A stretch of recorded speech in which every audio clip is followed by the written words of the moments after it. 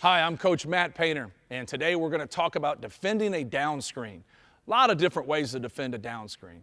The main thing that you need to understand while defending a down screen is the relationship to the basketball. You have to see the basketball. It's the most important thing on the court, all right? They can't score without it, but yet you're guarding somebody who's really good, who can really score, who can really shoot, and your coach has told you, don't let him get the ball. Don't let him get into scoring opportunities, positions to where he's most effective. So you're locked into him. But as a defender, which is going to be Jordan here, guarding JR, he's got to understand the ball's still very, very important. All right, so we're going to talk about some things in terms of defending a down screen.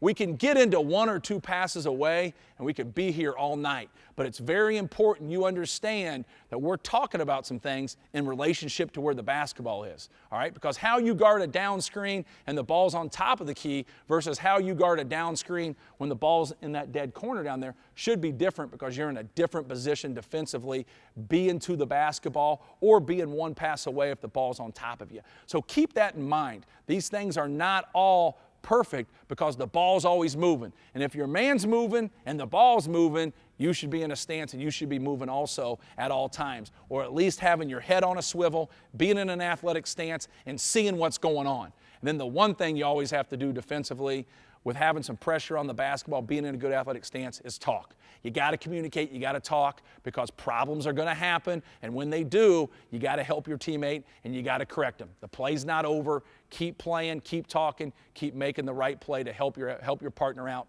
on the defensive end. All right? So I'm going to be the defender here on Sam right here. The first thing we're going to talk about in the simple down screen right here is just staying tight. So Jordan's just going to tag his man. JR is going to take him down, and then he's going to be there. But Jordan and I must be together. Jordan and I are on a team, all right? He's guarding the cutter. I'm guarding the screener, all right? So with that, we got to be on the same page, all right? We're going to show you a handful of different ways to defend this, all right? When you go into a game, a lot of times, you're not going to guard it a handful of ways. Your coach is going to pick, okay, we're going to stay tight when it's one pass away, or he's going to say you're going to shoot the gap, or maybe he's going to say you're going to face guard.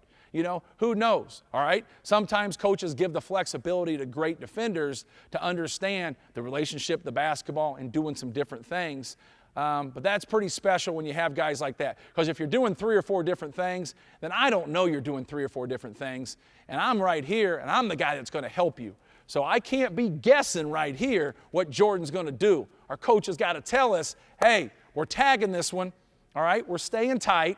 That's what tagging means, staying tight, all right? And we're pushing him over that screen. We are forcing him, all right, to curl. And when he curls, I'm going to show. So that's what we're going to do to start with, all right? JR makes his cut down here. The ball's over here on this wing. He comes right here. I got to see the basketball and stay on my line. He's going to stay tight and get behind him. Stop right there. Jordan wants to make sure when he gets to the level of this screen, he doesn't try to split this.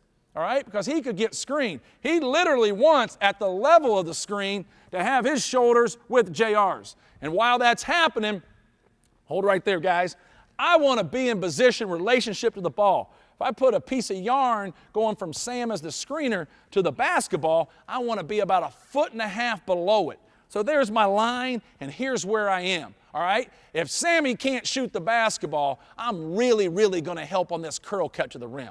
I could care less if somebody pops back there that can't shoot. But if Sam's a dead eye and he can nail this, I got to be able to do 2 things. Now, I need some pressure on that basketball from my man over there to give me a second. But I got to see it. One of the issues that comes up right here a lot is me as the help guy, as the screener's man, I'll turn my head on the ball. It's the last thing I want to do. JR is a great player coming off this screen, but JR can't score unless he gets the basketball. So if this guy gets beat on the drive and this ball starts to go this way, who cares about this screening action? The ball's going that way.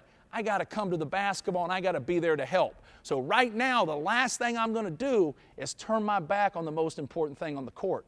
I'm going to stay open, all right? I'm going to stay open and on my line. Because Sam could do what? Sam could slip and go to the rim. If Sam slips and goes to the rim, man, I kept my eyes on everything. Because if Sam slips, guess what? There isn't a screen. There's no screen there. So I don't have to worry about this down screen action. That's the most important thing. if we've dictated that JR is the next most important thing and he's their leading scorer, he's important, but he's not more important than the basketball. So he comes off on this curl cut, and I'm here and I'm there. I take it away. Jordan wants to get back underneath or be right here. I want to make sure as he goes that he's okay. I push him off. Now Sam pops. I want to be able to get back to Sam and be able to close out. Okay? So we're together.